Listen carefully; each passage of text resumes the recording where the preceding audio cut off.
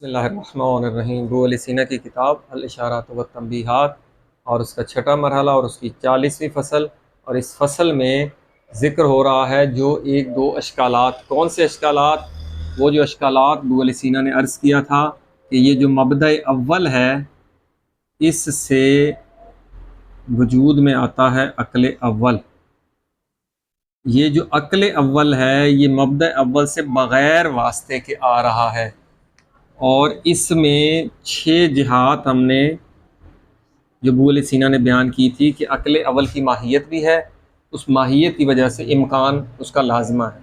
دوسرا، عقل اول کو خارجی وجود ملا ہے تو اس کو وجوب پہلے واجب الوجود سے ملا ہے، تو وجود اور وجوب 4 جہتیں ہوگی۔ پھر یہ اپنی ذات کا بھی تعقل کرتا ہے اور اپنے مبدا بھی کا بھی تعقل کرتا ہے۔ تو اس جو 40ویں فصل کا عنوان رکھا ہے وہ رکھا ہے وہم و تنبیہ، کہ ایک وہم پایا جاتا ہے۔ وہ وہم کیا ہے؟ وہ یہ بیان کر رہا ہے کہ وَلَيْسَ اِذَا قُلْنَا، لیسا کو ابھی چھوڑے، اس کا مطلب کرتے ہیں کہ اذا قُلْنَا، کہ جب ہم نے کہا یا جب ہم کہتے ہیں کہ ان الاختلاف لا یکونو، کہ اختلاف ہوتا ہی نہیں ہے، اختلاف پیدا نہیں ہوتا، مگر اللہ کاٹ رہا ہے، مگر یہ کہ وہ اختلاف ہوتا ہے کب؟ لا یکونو، یہ اختلاف نہیں ہوتا، الا، مگر یہ اختلاف ہوتا ہے کب؟ ان الاختلاف، اختلاف جس سے وجود میں آ رہا ہے اس کے اختلاف کی وجہ سے اس میں اختلاف آتا ہے۔ کہنا یہ چاہ رہے ہیں کہ اگر اس میں 6 جہات ہیں، کثرت ہے، تو اس سے جو پیدا ہوگا اس میں بھی یہ 6 جہات ہوں گی، یہ کثرت ہوگی، اس سے جو اگلا ہوگا اس میں بھی کثرت ہوگی۔ تو یجب این یسیحا عکسہ، تو پھر یہ صحیح ہوگا، کیا صحیح ہوگا؟ اس کا عکس۔ یہاں پہ عکس سے مراد عکس مستوی ہے۔ عکس مستوی منطق میں کیا ہوتا ہے کہ عکس اس کا کر دینا، یعنی موضوع کو محمول کی جگہ، محمول کو موضوع کی جگہ پہ۔ مثلا مثال دیتے ہیں کہ مثال کے طور پر کوئی دیتے ہیں کہ کلو انسان حیوان، یہ ہو گیا موضوع، یہ ہو گیا محمول۔ اب جب اس کا عکس لائیں گے تو یہ ایسے نہیں ہوگا کہ کلو حیوان انسان، انہوں نے یہی سمجھا کہ اس کا عکس بنائیں تو وہ عکس بھی صحیح ہو۔ یہ عکس سے مراد کیوں عکس ہے؟ کیونکہ جو موجبہ کلیہ کا عکس ہوتا ہے، یہ جملہ موجبہ ہے۔ موجبہ کس لحاظ سے؟ اس میں لیسا لا نہیں آیا، تو وہ سالبہ قضیہ ہوتا ہے، یہ موجبہ قضیہ ہے، اس میں ایجاب ہے، سلب کا ذکر نہیں ہے کہ کلو انسان، یعنی مثبت جملہ جسے دوسرے الفاظ میں، کہ منفی جملہ نہیں ہے۔ جو مثبت جملہ ہوتا ہے جسے موجبہ کہتے ہیں، اس کا جب عکس بناتے ہیں تو اس کا عکس ہوتا ہے موجبہ ہی ہوتا ہے، لیکن جزئیہ ہوتا ہے۔ اس لیے یہ غلط ہے کیونکہ کل حیوان آ رہے ہیں، یا جزئی آئے گی کہ بعض حیوان انسان، یہ جملہ درست ہے کیونکہ موجبہ کلیہ کا عکس موجبہ جزئیہ ہے۔ آگے کہتا ہے حتیٰ، وہ کہتا ہے کہ جب بھی اختلاف آئے گا کسی بھی چیز میں، مثلا عقل ثانی میں آ رہا ہے، تو وہ اس اختلاف کی وجہ کیا ہے؟ اس عقل اول سے وہ اختلاف ہے۔ حتیٰ یکون الاختلاف ہو، یہاں تک کہ یہ اختلاف الذی، جو کہ فی ذات کل عقل، یہ جو اختلاف ہے ہر عقل میں ہوگا، اور یوجب، یہ باعث بنتا ہے کس چیز کا؟ وجودہ مختلف، ہر وجود کے میں اختلاف کا یہ موجب بنتا ہے۔ تو اس سے کیا ہوگا؟ وہ کہتا ہے ایک سے دوسرا، دوسرے سے تیسرا، تیسرے سے تیسرا، یہ اختلاف اگر چلتا جا رہا ہے کہ عقل اول میں اختلاف ہر عقل میں اختلاف کا باعث ہے، عقل اول میں کثرت سب میں کثرت کا باعث ہے، تو وہ یتسلسل الی غیر النہایہ، تو پھر یہ نتیجہ یہ ہوگا کہ ہر عقل سے فلک بھی آ رہا ہے، اگلی عقل، اگلے عقل سے اگلی عقل بھی، اور فلک بھی، یعنی اس عقل اول سے یہاں فلک والافلاک بھی آ رہا ہے اور یہاں عقل ثانی آ رہا ہے۔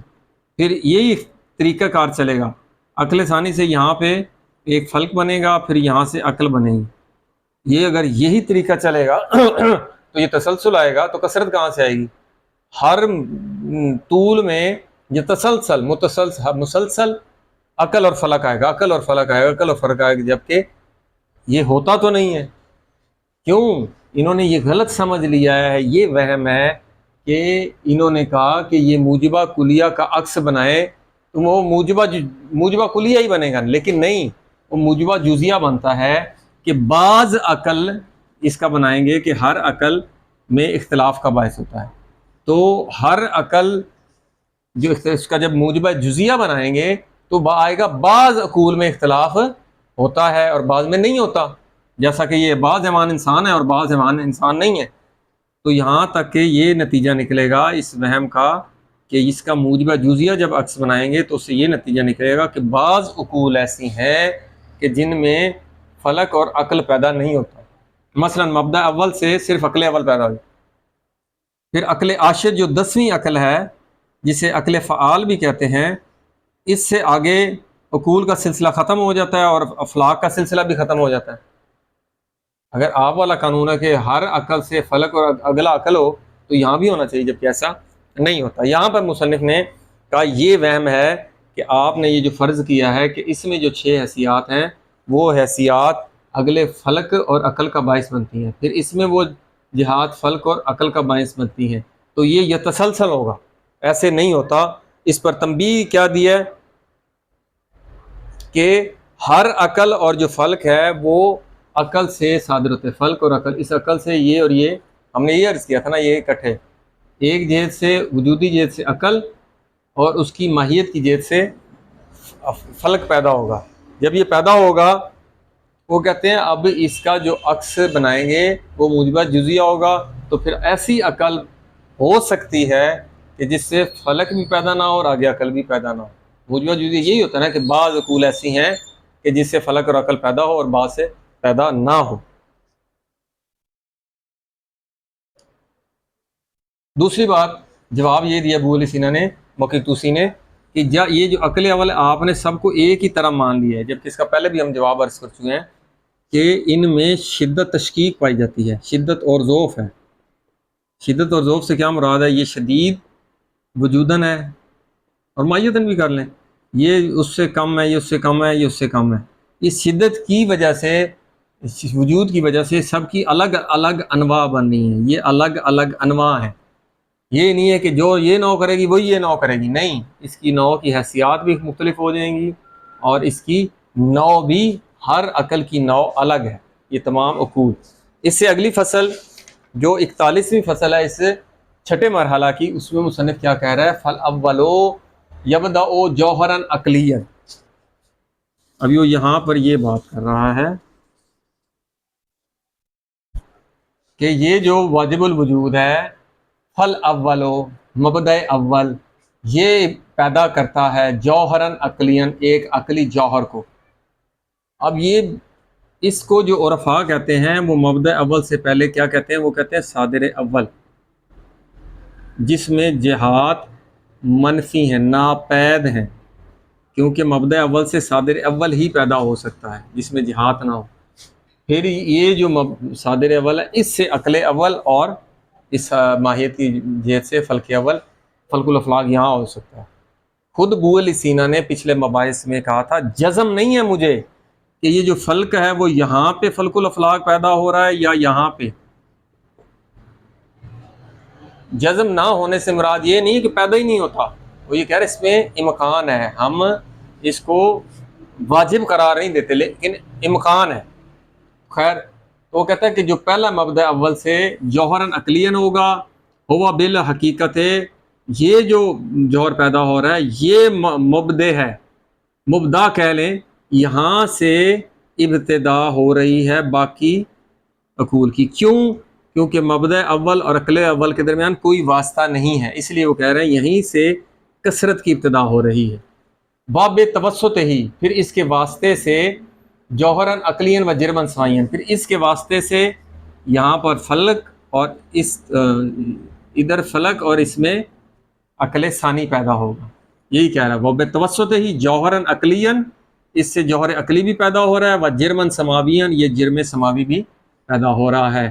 بکذالک، اسی طرح، ان ذالک، اسی طرح دوسرے سے بھی، تیسرے سے بھی، سب سے، ایک طرف عقل تو فلک اور ایک طرف عقل پیدا ہو رہی ہے۔ وَكَذَلِكَ أَنْ ذَلِكَ، اسی طرح دوسروں سے بھی کیا ہوتا ہے؟ الجوہر العقلی، کہ جوہر عقلی پیدا ہوتا ہے، حتیٰ یہاں تک کہ تتم الاجرام السماویہ، یہاں تک کہ جب عقل نہم آتی ہے تو جو آخری فلک ہے وہ جو ہوتا ہے تام ہو جاتا ہے، اس کا تمامیت ہو جاتی ہے، خاتمہ ہو جاتا ہے، اس سے آگے 10ویں عقل سے فلک پیدا نہیں ہوتا. یہی کہہ رہا حتیٰ تتم الاجرام السماویہ، یہاں تک کہ یہ اجرام سماویہ کا اس طرف عقل کے عرض میں سلسلہ ختم ہو جاتا ہے. وینتہی، اور یہ جو عقول کا سلسلہ ینتہی الی جوہر نقلین، ایک ایسے جوہری عقل پر بات ہوتی ہے، ختم ہوتی ہے کہ لا یلزم عنہ جرم سماوی، جس سے کوئی بھی جو فلک ہے وہ پیدا نہیں ہوتا. تو یہ بات عام سی ہے جو یہاں سے واضح ہو رہی ہے. یہاں پر مصنف کیا کہتا ہے کہ مصنف نے یہ بتایا ہے کہ ان کے مبدأ اول اور عقل اول کے درمیان کوئی واسطہ نہیں ہے. یہاں پہ فخر الدین رازی نے کیا اعتراض کیا ہے؟ اس نے کہا آپ نے جو اس کو مبدع قرار دیا ہے، اس میں مفعول، یعنی یہ جو ہے ابتدا کرنے والا، یہاں سے ابتدا ہوتی ہے، وہ کہتے ہیں آپ نے اس کو کیوں مبدع قرار دیا؟ کیونکہ اس کے اور اس کے درمیان واسطہ نہیں ہے. تو وہ فخر الدین رازی اشکال کرتا ہے تو جب اس سے یہ پیدا ہوگا تو ان کے درمیان بھی تو کوئی واسطہ نہیں ہے. اس مقام پر آپ اس کو مبدا قرار دیں، مبدا، پھر اس سے جو یہ ثالث پیدا ہونا ہے ان کے درمیان بھی کوئی واسطہ نہیں. جب واسطہ آپ کہہ رہے ہیں واسطہ نہیں ہے تو پھر ہر عقل جو ہے اگلے کے لیے مبدا قرار پائے گی. جبکہ ابو علی سینا کہتا ہے ہمارا موضوع یہ نہیں ہے، ہمارا موضوع یہ ہے کہ مبدأ اول جس سے یہ عقل اول پیدا ہو رہا ہے، اس مبدأ اول میں جہات منفی ہیں. پہلی کثرت کی ابتدا یہاں سے ہوئی، اور یہ جو ہے علت تامہ ہے، اور یہ تمام کی تمام باقی کیا ہیں؟ شروط، شرط العلہ، حقیقی علت نہیں ہے، ایک دوسرے کے لیے واسطہ قرار پا رہی ہیں. جب ہم کہتے ہیں عقل ثالث، تیسری عقل یا چوتھی یا نویں عقل، مبدأ اول جو ہے ان سب کی علت ہے، لیکن درمیان میں یہ واسطے ہیں. حقیقی علت تو پھر بھی یہی ہے. تو آپ یہ کہہ رہے ہیں اس حقیقی علت اور پہلے کے درمیان کوئی واسطہ نہیں، جبکہ حقیقی علت اور باقی جو دوسری تیسری چوتھی کے درمیان تو واسطہ ہے. اسی طرح مبدأ اول اور عقل ثالث کے درمیان کتنے؟ 2 واسطے ہیں. نویں عقل کے درمیان بیچ میں 8 واسطے ہیں. بات مبدأ اول سے کریں. آپ نے اس کو قرار دے کہ اس کے لیے کہہ رہے ہیں مبدع بن گیا، اس چوتھی عقل کے لیے تیسرا مبدع بن گیا. بات ہے مبدأ اول کی، جہاں سے یہ اول کثرت کی ابتدا ہوتی ہے.